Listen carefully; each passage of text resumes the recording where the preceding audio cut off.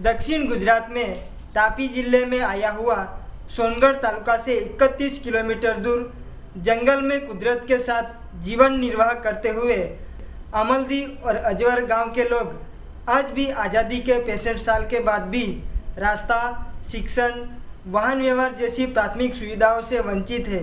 4 kilometre रस्तो बनेलो છે અને 4 કિલોમીટર જેવો બાકી છે।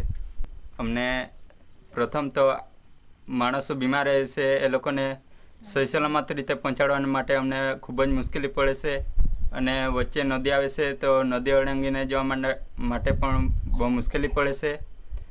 જ્યારે વધારે પાણી આવી જાય ત્યારે માણસોને સહી સલામત રીતે નીકળાતું નથી નદીમાંથી, એવી રીતે અમને ખૂબ મુશ્કેલી અનુભવી રહ્યા છે।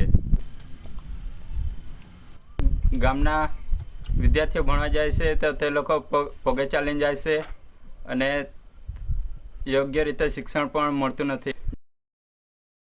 અમે રસ્તા વિશે ઘણી રજૂઆત કરી છે તો છતાં પણ અમને સફળતા મળી નથી। સરપંચને રજૂઆત કરી છે તો પણ નિષ્ફળતા મળી છે। ધારાસભ્યને અમે રજૂઆત કરી છે તો પણ નિષ્ફળતા મળી છે અને ડૉક્ટર તુષાર ચૌધરીને પણ અમે રજૂઆત કરી છે તો છતાં પણ અમને વારંવાર નિષ્ફળતા મળી છે। क्या ये अमलदी और अजवर गांव के लोगों को ये अधिकार सुविधाएं नहीं मिल सकती?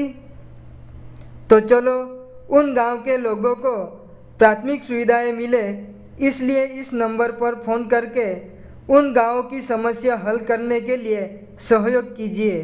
मैं रिनेश गामित, शक्ति legal aid human right centre Songadh Gujarat से इंडिया अनहड़ के लिए।